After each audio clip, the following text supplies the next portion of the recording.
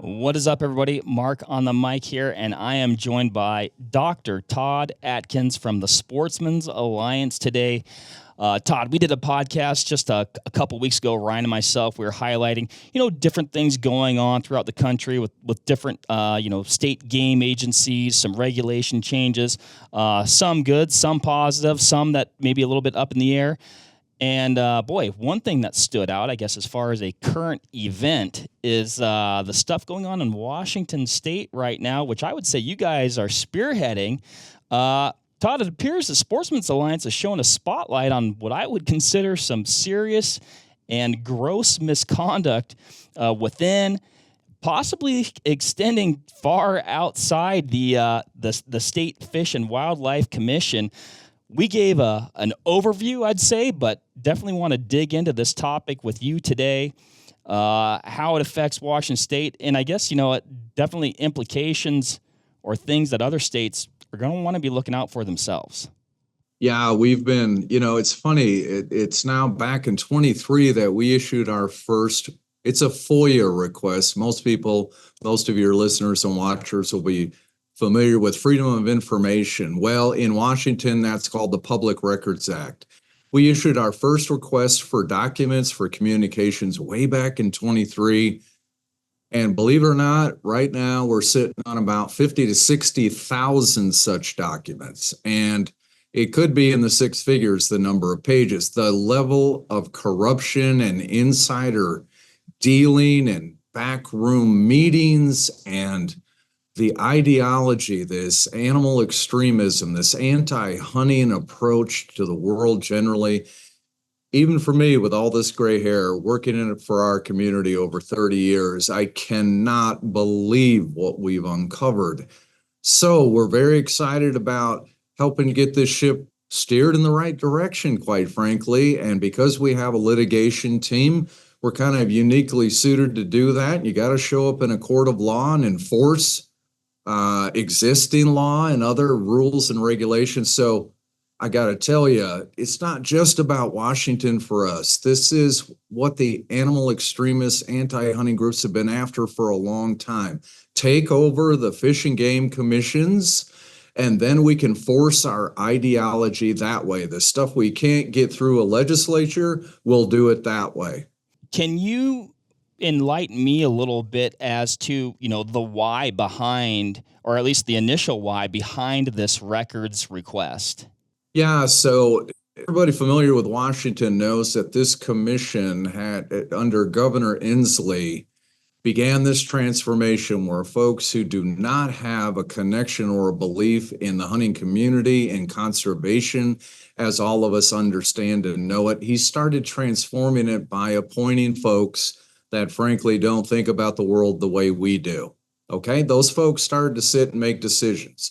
The big one in recent years, in 22, was to cancel spring bear hunting. But as these documents show, it goes well beyond spring bear hunting. Believe it or not, they are engaged in conversations about changing the way we approach duck hunting, for heaven's sakes. It's all manner of change that these folks are interested in. Get the hunters off the landscape is the key. So we engaged in this.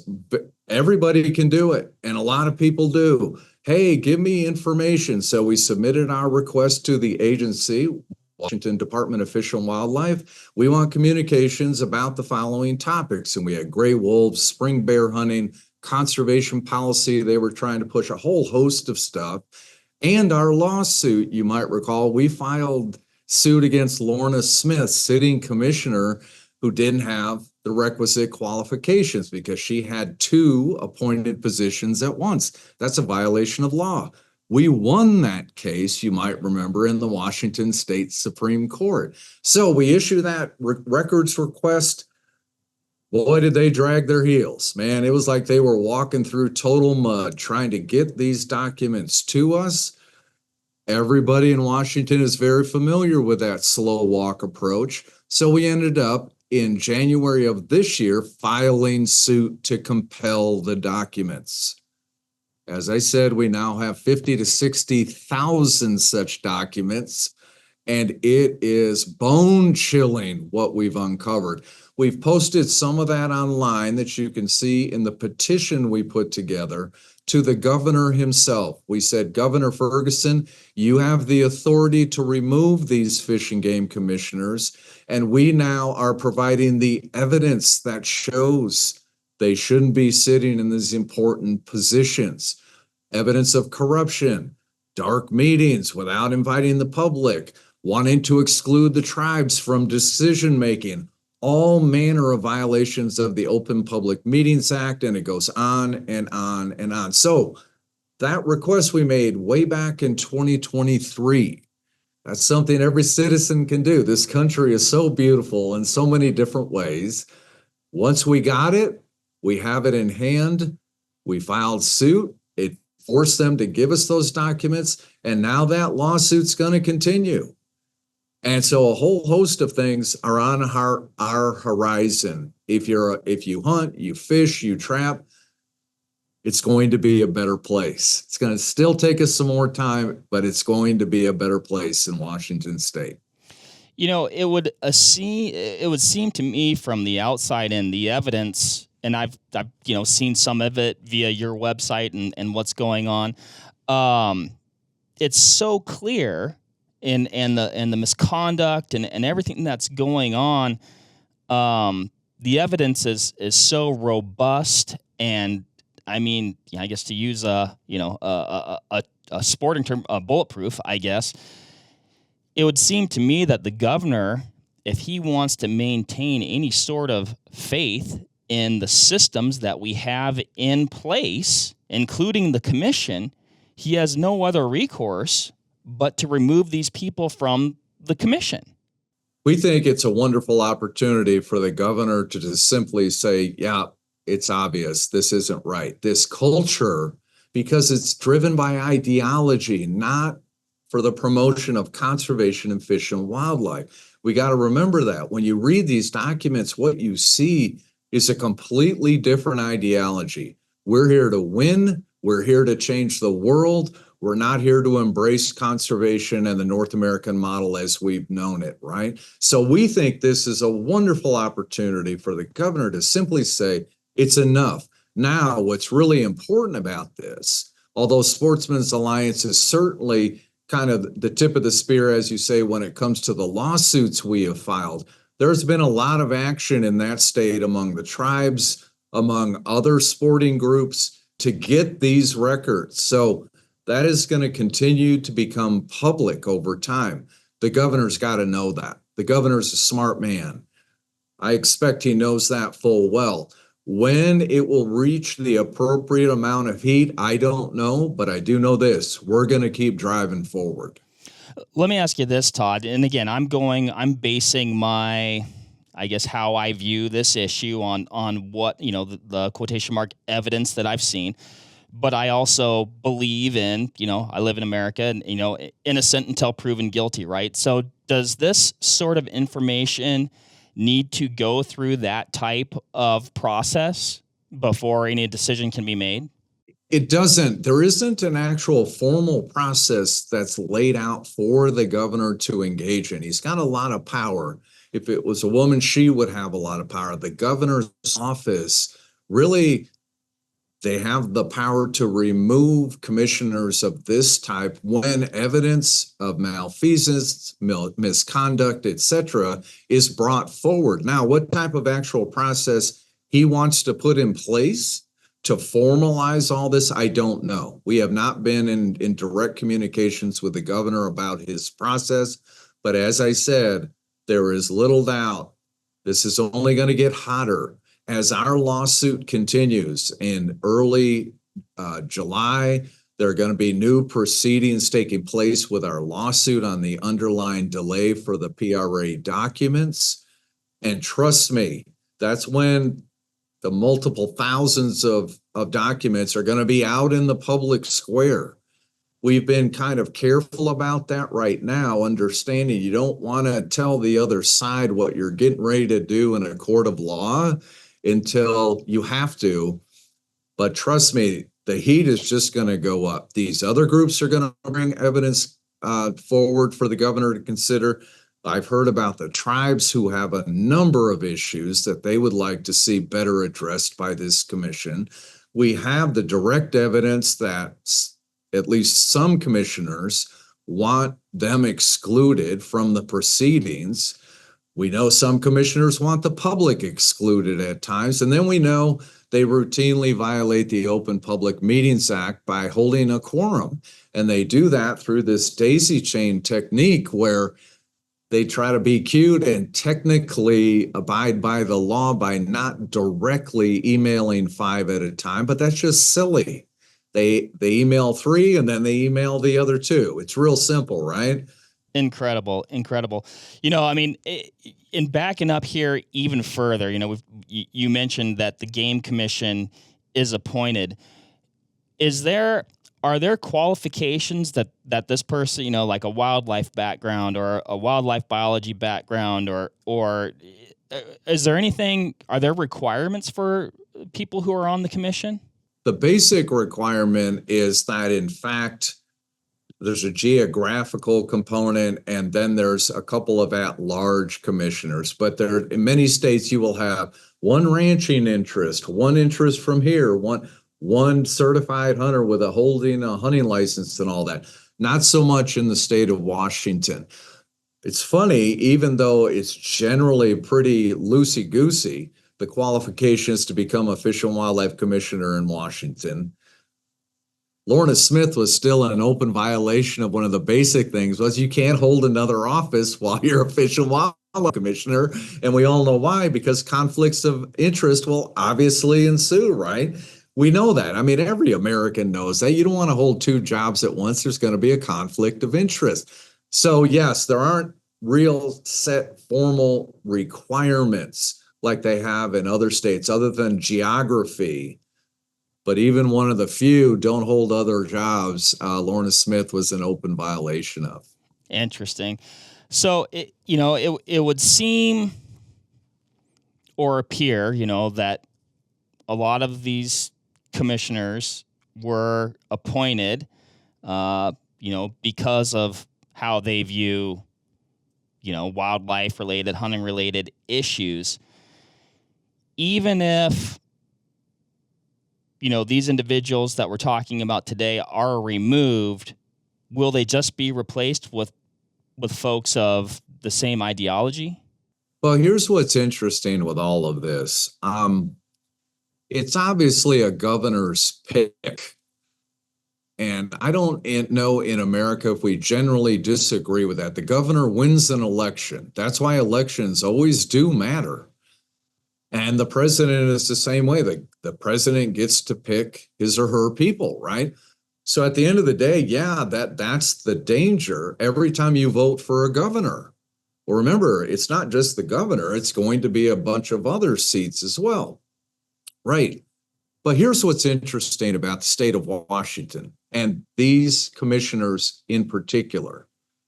There's existing mandate of what the commission is supposed to do. The most important one to us, a lot of people talk about, you got to rely on science and the North American model. It's got to be about data. Actually, there's a more important one in Washington state. A mandate of this commission is to maximize, that word is used in state law, maximize recreational hunting and fishing. Now, Washington wildlife first. Your viewers and listeners need to go look these folks up. They're part of this cabal to change how fish and wildlife is managed throughout the United States. Okay, get a different commission in place, an anti-hunting commission in place. It's right on their website. They don't hide this. Like, we got to get rid of all this maximizing hunting and fishing, but we're not opposed to hunting, of course. And we've heard that from anti-hunters forever. I'm not opposed to hunting. I'm just opposed to cougar hunting, bear hunting, this kind of hunting with dogs, doing that, right? I never see them in a legislature helping to push a pro-hunting bill ever. I've never seen it one time. That mandate is in Washington law. I'm telling you, if they don't know at this point that the Sportsmen's Alliance is going to come calling That mandate is state law. If you make decisions as a commissioner that do not consider maximizing recreational hunting and fishing, we're going to come calling on you. Well, and this bear issue, we're talking about the cancellation of the Washington spring bear hunt, and one thing, at least in how I was interpreting how that went down, it seemed very abrupt for one thing. Indeed. But it also seemed like, and this was intentional, that they're like, we need more data. We need to do the research to see if we can continue to hold this spring bear hunt. We're going to shut it down, and we just need to see all of this research, right? Well, going back to maximizing opportunity, a spring bear season, and I'd say actually a very limited spring bear season, and by the numbers, and again, I'm not a biologist, but I would look at the spring harvest, which was on a special draw system. It wasn't like an over-the-counter spring bear hunt in Washington. Very minimal harvest compared to the overall, fall harvest, which is kind of like, I'd say, the main bear season in Washington. So you have this historical use of the resource. The resource hasn't suffered or been impacted to, maybe change or limit the fall harvest. So I guess my question there is, why doesn't it take the same amount of research and data to cancel a season? It's kind of like a quandary there for me, I guess. Yeah, I get it. So a lot packed in there. Let me start with that. And it's part of the problem dealing with these animal extremist groups, because let's be frank, everybody's got their own science now. They just got the science they prefer. They Google something. I researched this myself. I now know the way the world is. These commissioners are not listening to their department professionals, folks who do this for a living, folks who have spent a lot of time in school to do this. And when they don't have science to support their decision-making, all they say is, it's the precautionary principle. Anytime you hear that, everything on your body should stand up on end. Like, what did I just hear? That is an animal extremist go-to, the precautionary principle. We've had a sustainable population of black bears in Washington for, let's just say, decades and decades and decades. But out of an abundance of caution, the precautionary principle, there's not enough science to support this spring bear hunt. And let me tell you what's really funny when they wave their hands around the science and data. We've got the internal emails. They were planning this for months. Not only that, it was abrupt for all of us. It's not supposed to be that way in government. It's supposed to be transparent. You're supposed to know what's coming. Oh, they've been planning this for months on end. They were trading emails. I like this, I like that. And then finally, the most probably hot smoking gun we have on this issue, they agreed, well, this is an ethical issue anyway. I don't even care about the science. Ethical, at the end of the day, that's who we're dealing with here. At the end of the day, animal extremist groups like Washington Wildlife First want these types of commissioners and fish and game commissions all across our great nation. This because they can't go to the legislature and change that mandate. That would be the honest, straightforward way to take care of this if you're an advocacy group. I don't like this maximizing hunting and fishing. I'm going to go to the legislature and tell them to change that. Yeah, they can't be honest like that. They can't say, I don't want to maximize hunting. They have to say, no, I don't have a problem with hunting. That's just poppycock, pure poppycock. Instead, let's pack these commissions with folks who believe in an ideology in a certain way, anti-hunting, and then we can do it in the quiet, and they can have secret meetings. The number of emails we have from these animal extremist groups to these commissioners, all congratulating one another. Hey, it was great to see you at breakfast. Great presentation. Undeniably bad. I've been an advocate for one group or another for a very long time. Of course, I engaged in communication with folks. But this level of, I don't know, internal love they give one another because they know they're on a mission. And that mission is to throw hunters off the landscape. To me, it seems like if this type of misconduct is ultimately tolerated, it sets a very dangerous precedent. And I'm not saying just for things, I'm saying for everybody. Because the system is in place. There's protocols, there's rules, there's all the things that go into a system like this when decisions are made. They're there for a reason. And if they're not being followed, and I don't care if I agree or disagree with the issue, they're in place for a reason, and that's how the system works. And it doesn't work if you don't follow it. And I've been saying since day one, I've been doing this so long, I'm going to keep this brief, but I could go on forever. I agree. When it comes down to how I feel about X, Y, or Z, whether my ideology is right or left, Americans, when we're together, it doesn't seem like it anymore, but we do get together about some things. One of them is the process that government should take. And that process shouldn't be in the dark. It shouldn't be hidden. And the reason we have laws like the Open Public Meetings Act is I want to know what's going on and I want to be able to participate. I could be anti-hunting. I could be pro-hunting. We all agree it has to take place a certain way. And this cabal of folks in this commission, because they're on a mission, I will send to 3 commissioners. I will get them lobbied up to support my motion, and then I'll go talk to the other 2. They mention it to one another. Are you going to go talk to Barbara Baker, the chair? Yeah, I'll go talk to Barb. Well, about what? About the weather? No, about the scheme you just hatched in this email. And they think they're abiding by the law by just having 4 at a time. So 5 is a majority of the 9 commissioners. Once you have 5, it is definitely a public meeting. They believe that's as far as it goes. And I'm like, no. If you meet with 4 and then have a conversation 20 seconds later with 1 about what you decided, that's a meeting of 5. That's the argument I would make. Yeah. And I hope that there are judges in Washington who kind of see it that way. This is a violation of what the people in every state in America want from their government officials. Do it in public, be transparent about it, do it in the open.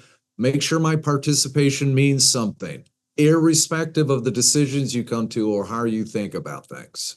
Yeah, I mean, a person could be, and again, I'm talking within the confines of this bear issue. And like we said, I think this goes outside of this, but a person could be the most ardent anti-bear hunting, like, I don't care where, how it's conducted, you shouldn't be able to hunt bears. I might disagree with that person, but I respect them that they can have that opinion, right? But I think that person should be as equally concerned about what's going on here as I am. Right. That's exactly right. And just to take this point a little bit further, there are some folks within the 4 we've asked for removal. That's Barbara Baker. She is the chair.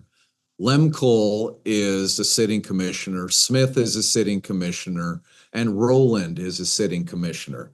There is an email exchange on Spring Bear where they start pushing language at each other. This is before a meeting. Hey, I'm going to introduce this motion. My motion does this, that, or the other thing.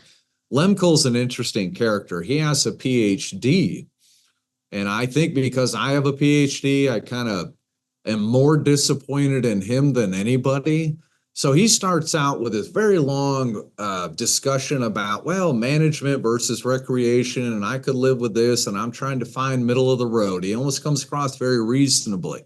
Well, after he gets harassed and lobbied and beaten up by Rowland and Smith in this email chain that goes on and on and on, days and months, right? He just says, okay, I'm good with Lorna's motion. And Lorna's motion, by the way, is the one that was ultimately used to kill the spring season forever, or at least for the time being. But in their mind, forever, we never have to deal with this issue again. You can't have a PhD and just flip around like that. Like, do you have a real PhD? Do you actually consider yourself a scientist? Maybe an advocate. Like Lorna Smith is just stone cold advocate. She makes no bones about it, right? I expect a certain thing out of Lorna Smith, but goodness gracious, once you've learned the scientific method and how it's applied in fish and wildlife management, I think we should hold you to a little higher standard. And he just flipped. He just said, because it's a cabal, because it's ideologically driven. The object is not the appropriate management of fish and wildlife resources in the state of Washington. The object is to get hunters off the landscape. Yeah, it's man, this is an interesting one. So what? And I think you talked a little bit about it earlier. But so what's next? What happens next here? You guys have this petition. Is this something people can get involved with? They can sign. They can support. Is it different than that? What's going on there? Yeah, it's different than we use petition a lot to mean come here online or in person, sign this petition to change something, right? This is the Sportsmen's Alliance petitioning the governor as an organization with members in the state. On behalf of our members, we have uncovered evidence. Consider this evidence. We are petitioning you for the removal of these 4 commissioners. There's no time frame for that. It literally could be 10 years from now. It obviously won't be, but there's no set structure to that. The governor can decide nothing. We never hear a thing. He could decide tomorrow. It could take 6 months. We don't know. However, our lawsuit on the underlying PRA request we made, that was delayed and delayed and delayed. We have so many documents that show why it was delayed and that the process is just plain busted. And people in the state of Washington, and maybe in other states too, but we're coming, have just, it takes months, sometimes years. There's nothing we can do about it. Well, our lawsuit will change that. We're very confident about that. We have uncovered so many problems with just get people what they are asking for. Like you said, it doesn't even really matter how you feel about issues. In a state, I know we've sued commissioners in the state of Colorado. There's a structured process. You have 30 days to respond. And in most states, you have 45 days, maybe 60 days. You get a request for documents or communications. Most agencies and states have to respond very quickly. Not the reality in Washington. And they take a long time. So July 3rd, we file new paperwork in that ongoing lawsuit. And I would just hold on. That will be, Independence Day is the very next day. People, be careful, sit down, don't be taking a drink when you read what we're getting ready to do. We have uncovered so much, we can't really let it out before then, but the agency is going to have to clean up its act. And when I send in a request in the future, I remain extremely hopeful. It seems kind of obvious to me they're going to get a response, they're going to get it quickly, because this is why it's so important. When we filed that PRA request in September of 23, among the things we asked about was spring bear. Had we had the evidence that it took us to 25 to get and a lawsuit to get, we would have filed suit against the spring bear hunt cancellation. Do you follow what I'm saying? If this agency can get in a place where it's not dragging its feet around and groups like ours can get documents within 30 or 60 days, we can file suit while we're within the statute of limitations. Todd, I mean, again, this isn't my world, but it almost seems like that dragging of the feet is intentional. I got to tell you, there is, I will say these commissioners do everything in their power not to take care of it. And they have to be, we've uncovered the fact they have multiple accounts, personal computers. It's a mess. It's an absolute mess. The commissioners are not the agency folks, it appears to us. It's just a broken system. I don't know them personally. I trust at some level that they're good people trying to do their job. The commissioners, on the other hand, are constantly forwarding things to personal emails. It's hard to get to. This stuff is hard to get to. And they're hiding it because of that daisy chain they do where they speak to two or three, then they speak to the two or three others. They forward to their personal, they use it as a conduit. It's an absolute mess. And this is really bad stuff. This is a terrible culture. So that foot dragging, at least on behalf of some people, very clearly was foot dragging. There's no doubt about it. Whether or not we'll ever be able to prove that, I don't know. But again, I remain very hopeful. This lawsuit was undeniably necessary to help all of us get to a better place where when I send in a request, it could be a simple, tell me why you changed those season dates by 10 days. All communications between this commissioner and whatever it is, that you get that in a reasonable time frame. We're not asking for 3-day turnaround. Again, we had to file suit after waiting for 18 months. Now, this is important. You know what percentage of the documents we received before we filed lawsuit? 4% of what we ended up getting. We file suit, you walk into a court of law and everything changes.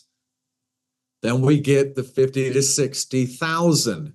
Now, of course, we have the somewhat, we are driving ourselves crazy looking through all these documents. But again, we feel good about it because we know there's a better tomorrow. We know all this hard work means a better tomorrow for all of us. No, that's great. Yeah, I can't imagine that it has to be a lot of information to wade through and dissect and digest and, connect the dots between something over here that's connected to maybe something over there if they're coming from different places. But man, I'm thankful that we have you guys on the job here, and it'll be interesting to see, how this unfolds, and hopefully it means, positive things for the state of Washington and this commission. But I think, yes, we're talking about this within the context of Washington State and goings on there. But if you don't live in Washington, you need to be paying attention to things like this that are going on, because it could be your state right now, perhaps. It could be your state next. This is probably not the last we'll see of something like this. Oh, no doubt about it. The other side has to raise money, and this is one of the mechanisms they raise money. It's one of their wonder children, change Fish and Wildlife Commissions. And by the way, I will share something new at Sportsmen's Alliance we're doing a lot of now. If you sign up for our alerts, you don't have to be a member. We love to have people as a member. But if you just sign up for our alerts, which are free, you're going to get everything about that state, like legislative bills, things like that. But one of the things we're starting now is making sure everybody's up to date on the scheduling of their fish and game commissions, when they're meeting, what they're going to talk about. And sometimes we may say, hey, you better call somebody and complain. But at least we're saying, did you know there's a commission meeting this weekend? We are going to take this kind of freedom of information approach in Washington. It's the Public Records Act.